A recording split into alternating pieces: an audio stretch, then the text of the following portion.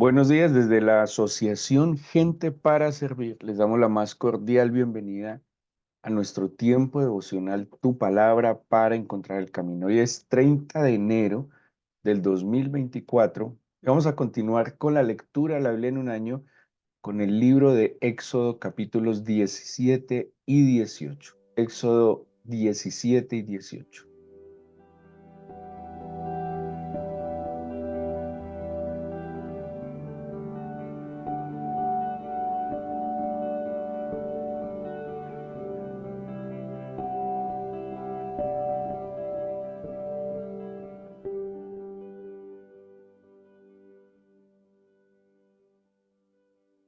Desde el primer capítulo de la Biblia vemos cómo el Señor ha querido, por su espíritu, por la presencia de su espíritu, traer la luz del conocimiento a nuestra mente, a nuestro corazón. Ha querido que esa misma luz nos permita poner en orden todas las cosas y ese poner en orden implica separar, implica nombrar, ¿sí?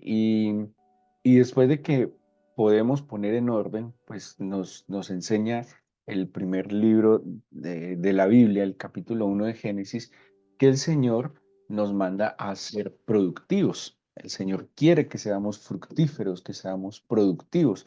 Hemos ya hablado mucho que hay una condición sin la cual podríamos ser productivos y es estar junto a Él, junto a las fuentes de agua, junto, como dice el Nuevo Testamento, arraigados en Él, sobreedificados en Él, como dice Juan 15, que lo hemos citado tanto, lejos de Él nada podemos hacer. En el plan del Señor está eso, que seamos productivos, que seamos y no hablo de productividad solo en cosas, en dinero, en lo material, sino productivos en todas y cada una de las áreas de nuestra vida.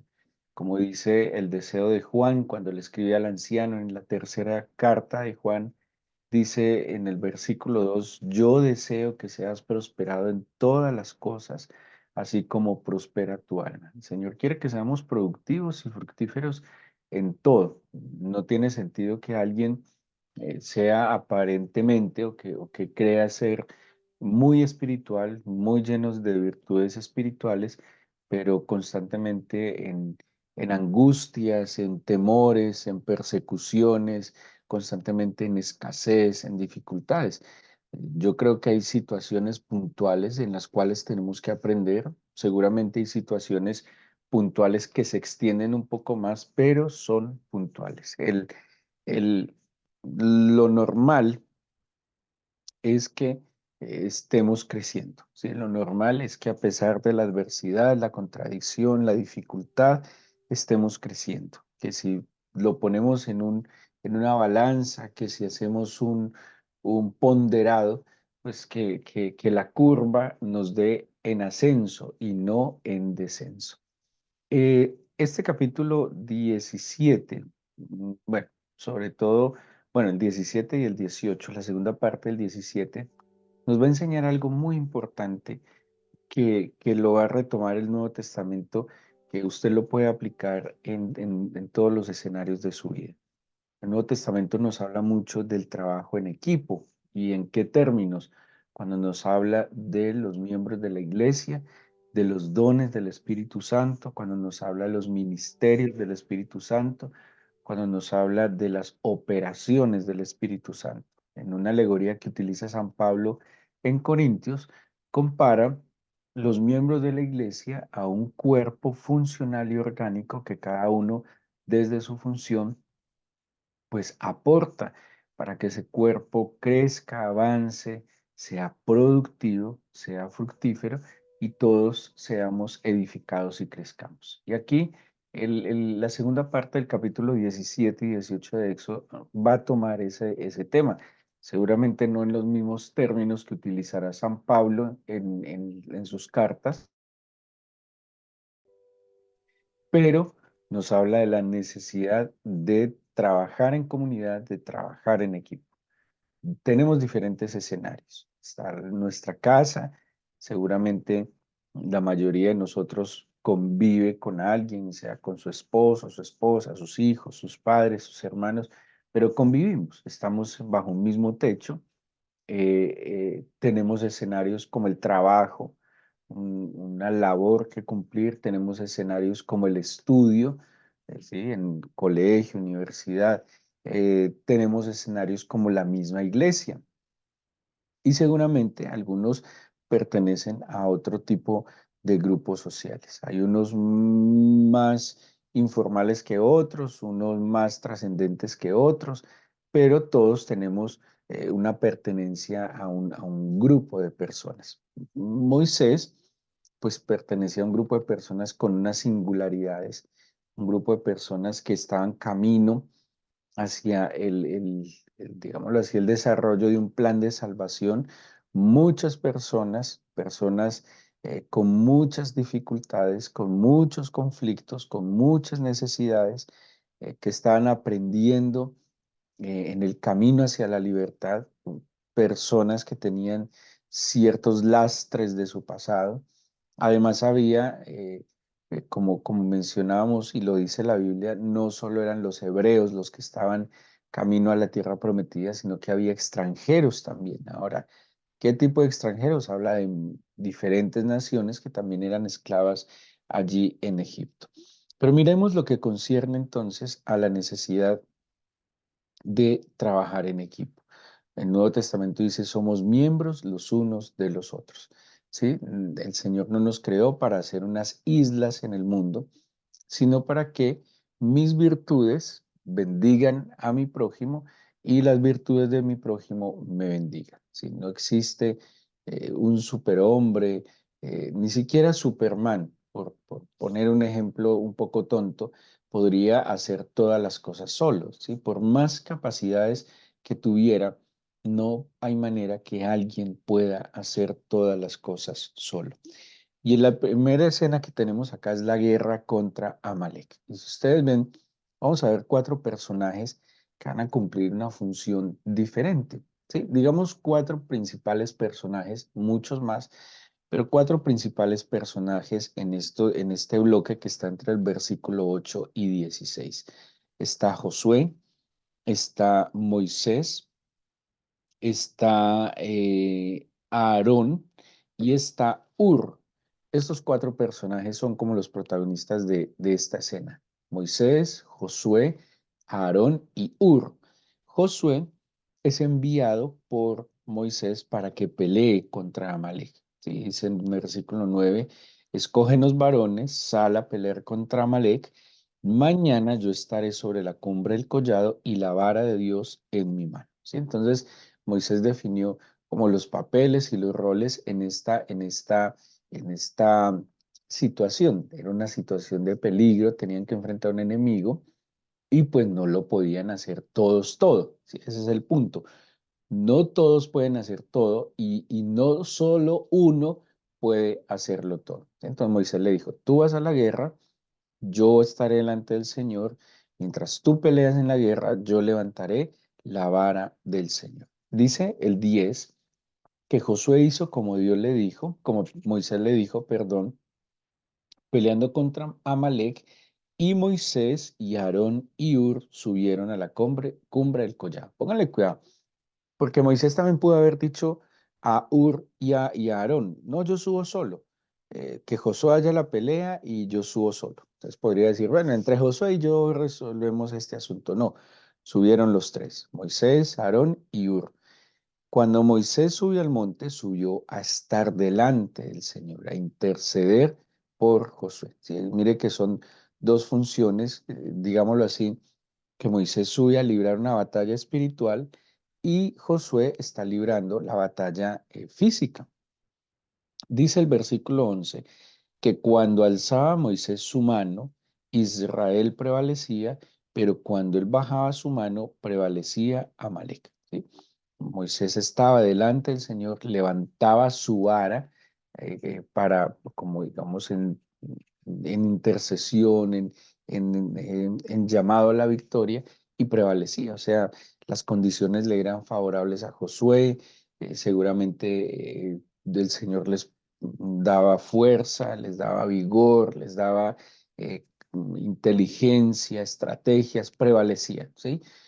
Las condiciones climáticas podrían favorecerlo, no sé, que el sol le diera de frente a Amalek y a ellos les diera sombra, o sea, lo que fuera, eh, Josué y el pueblo de Israel prevalecía cuando Moisés levantaba su mano. Pero dice el versículo 12, y las manos de Moisés se cansaban, por lo que tomaron una piedra y la pusieron debajo de él y se sentó sobre ella. Y Aarón y Hur sostenían sus manos, el uno de un lado y el otro del otro, así hubo en sus manos firmeza hasta que se puso el sol. Es una escena muy conmovedora porque literalmente las fuerzas de Moisés le vencieron, se acabaron. Moisés bajó las manos, no tenía más fuerzas. Y el acto de levantar las manos era lo que traía la victoria al pueblo de Israel. O sea que Moisés, por más vigoroso, por más fuerte, Moisés, por más consagrado, por más dedicado a la labor, sencillamente no tuvo más capacidades, no pudo más, no lo soportaba. Aquí es donde aparecen en escena dos personajes que si ustedes analizan, pues se le atribuiría también a Aarón y a Hur la victoria, porque ahora quienes están poniendo la fuerza son Aarón y Hur, ¿sí? No podemos estar solos. No hay manera de hacerlo solo. No hay manera de que yo pueda hacer ojos, nariz, oreja, manos, pies, brazos, piernas. No, no hay manera. Somos diferentes y el Señor dijo, le enseñó a Pablo que nos enseñó, cada uno tiene una función y nosotros primero, no nos podemos aislar o pretender hacerlo todo siempre. Mire, es muy, muy sencillo. Usted vive en una casa. Y a veces en una casa hay diferentes obligaciones, funciones, tareas, responsabilidades. No puede ser que alguien lo haga todo solo siempre, sino puede ser que las cosas no estén equilibradas. No es bueno. Mire, cuando nuestras mamás o abuelas se ponían a hacer todas las labores de la casa, por eso terminaban cansadas, fundidas, enfermas, y se desequilibraba la balanza. No es necesario que todos estemos cumpliendo una función. Y, y a veces, como líderes o como jefes o como padres de familia o como autoridades, a veces sería más fácil nosotros poderlo hacer todo.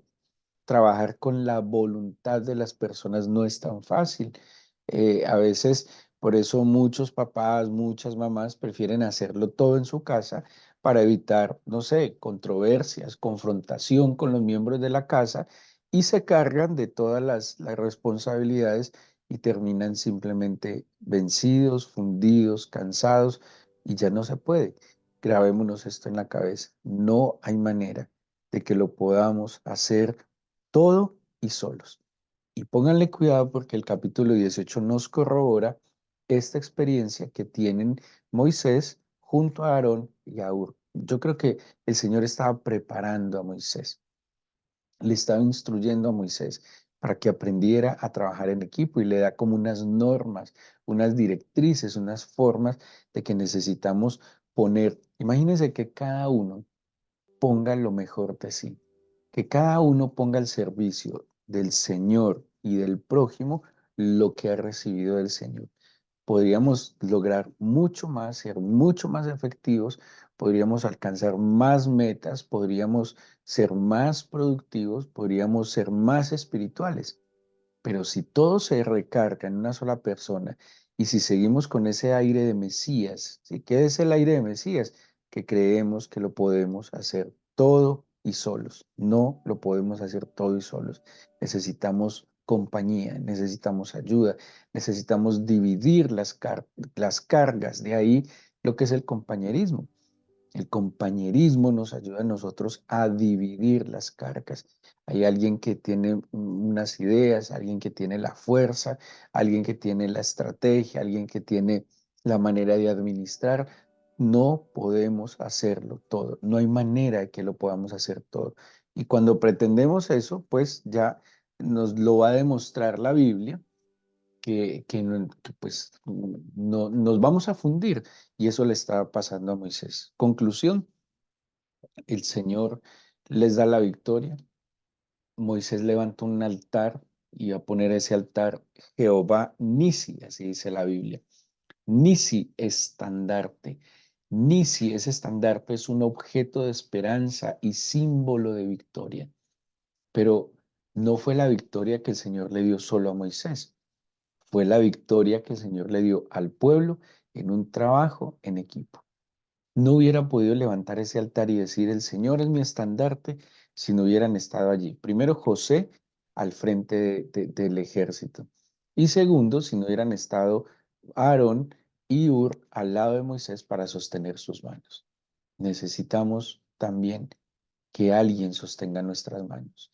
Necesitamos que alguien nos ayude a mantener las manos alzadas y no lo podemos hacer nosotros. Y no podemos espiritualizar todo y decir, no, el Señor y yo y el Señor, con eso es suficiente. No, porque en el plan del Señor está la vida en comunidad.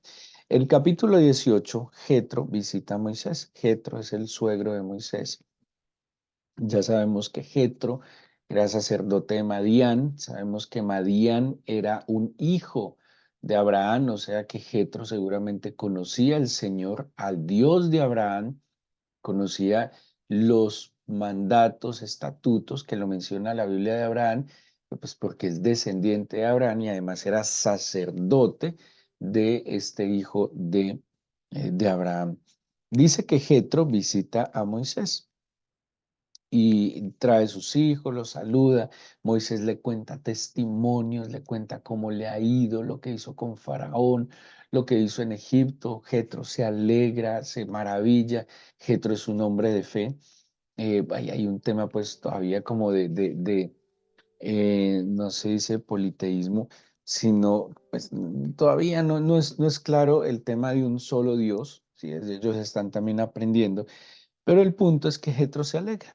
Dice el versículo 9, se alegró el bien que el Señor había hecho a Israel y al haberlo librado de mano de los egipcios. Entonces Jetro lo bendijo, ofrecieron holocaustos, celebraron con los ancianos. En el versículo 13 dice que al día siguiente, después de que cuentan testimonios, hacen alabanzas, dice que Moisés se sentó a juzgar al pueblo y el pueblo estuvo delante de Moisés desde la mañana hasta la tarde. Viendo el suegro de Moisés todo lo que él hacía con el pueblo, dijo, ¿qué es esto que haces tú con el pueblo? ¿Por qué te sientas tú solo y todo el pueblo está delante de ti desde la mañana hasta la tarde? ¿Sí? La soledad. Sí, Moisés estaba actuando equivocadamente. Seguramente aún no había entendido y aprendido que había que trabajar en equipo.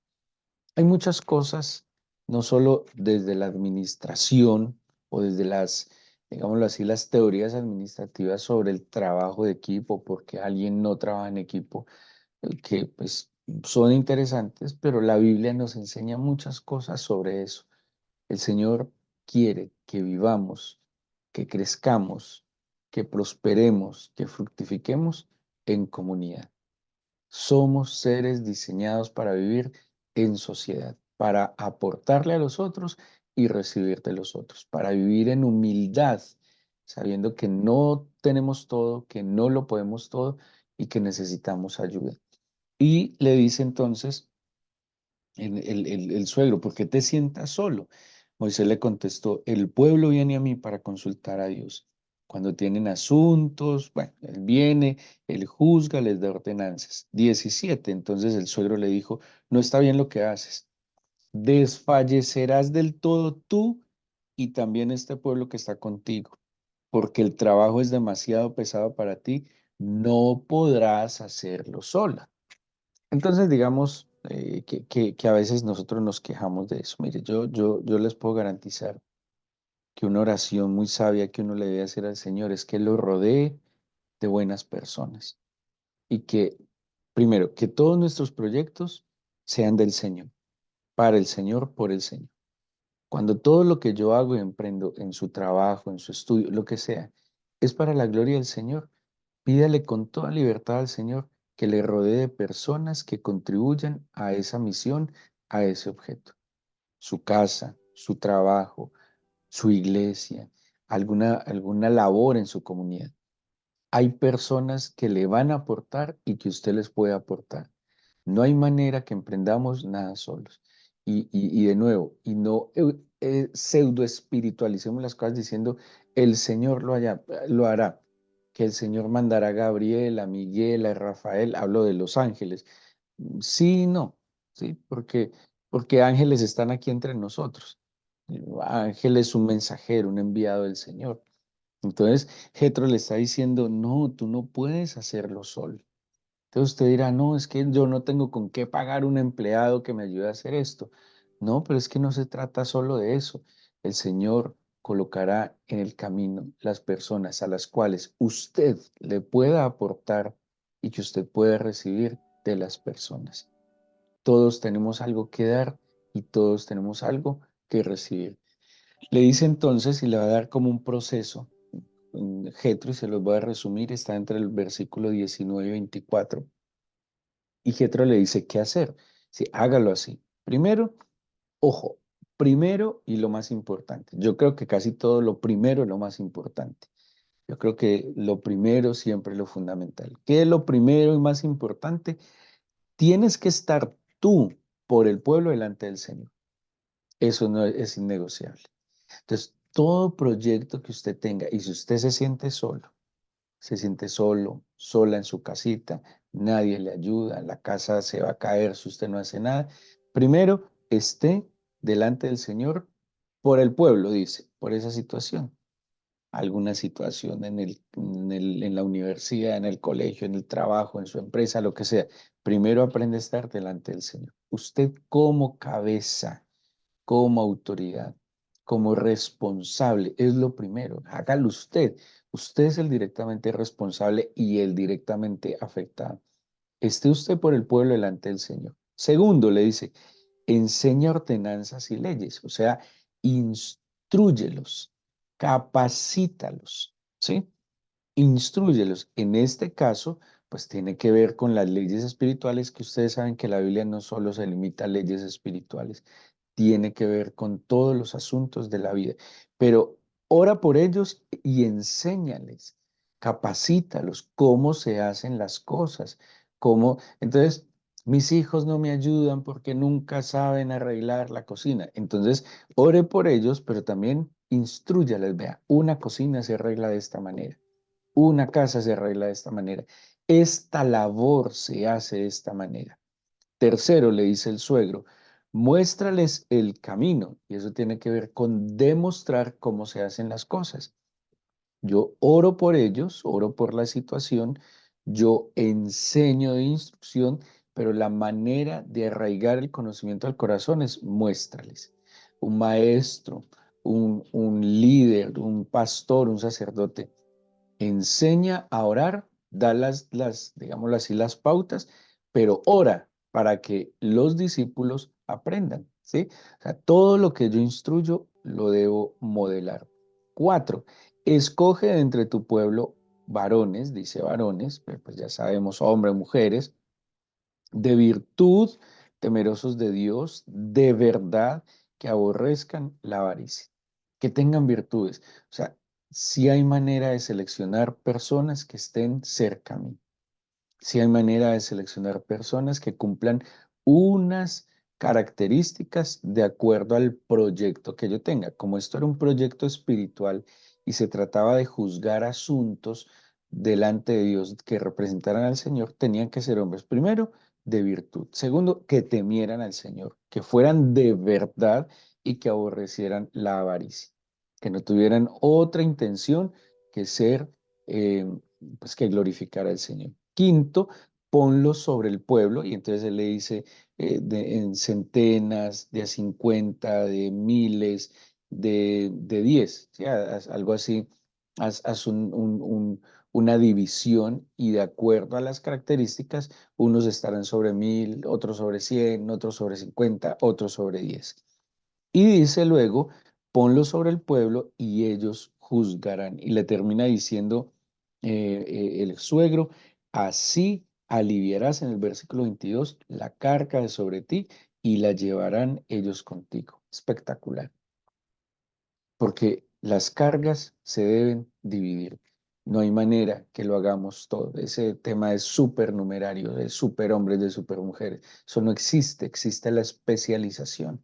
Y ahí es, y la especialización de Moisés en este caso era, ore delante del Señor, instruya, enseñe cómo hacerlo, muestre cómo hacerlo, escoja los que tengan estas características, póngalos a dirigir a ellos, ellos van a juzgar también y usted va a aliviar. Y así usted puede estar ocupado de lo esencial y prioritario que era que estar delante del Señor y dar dirección. ¿Sí ven? Y dice el versículo 24, oyó Moisés a voz de su suegro e hizo todo lo que le dijo. Es un texto espectacular. Moisés, el gran hombre de Dios, sufría de lo que muchos de nosotros podemos sufrir, quererlo hacer todo, pretender que lo podemos hacer todo solos. ¿Y qué le dijo el suegro? Vas a desfallecer. No hay manera que tú puedas hacer solo todas las cosas. Necesitas de un equipo que te aporte y al cual tú le puedas aportar. Y que lo que, como le decía Pablo a Timoteo, lo que has oído de mí ante muchos testigos, encarga hombres fieles que sean idóneos para enseñar también a otros.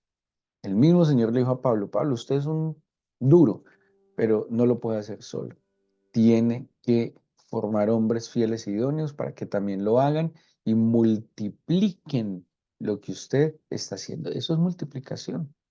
El conocimiento se tiene que multiplicar es empoderando a que otros también lo compartan. No hay manera.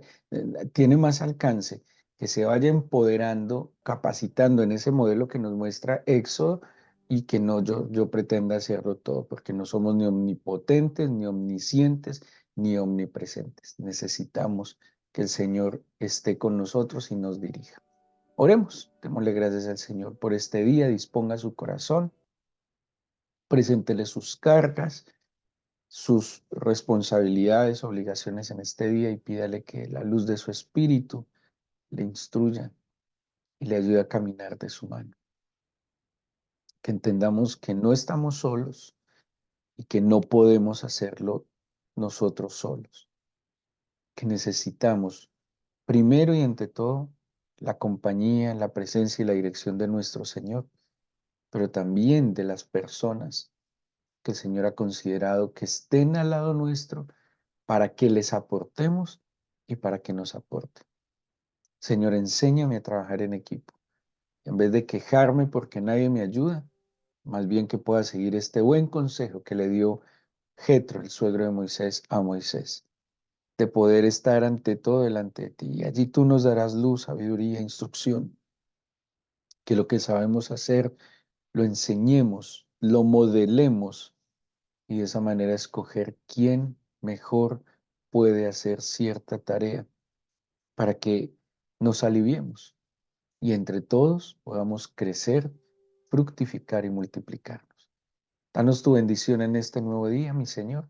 Te lo pido en el nombre de Jesús. Amén.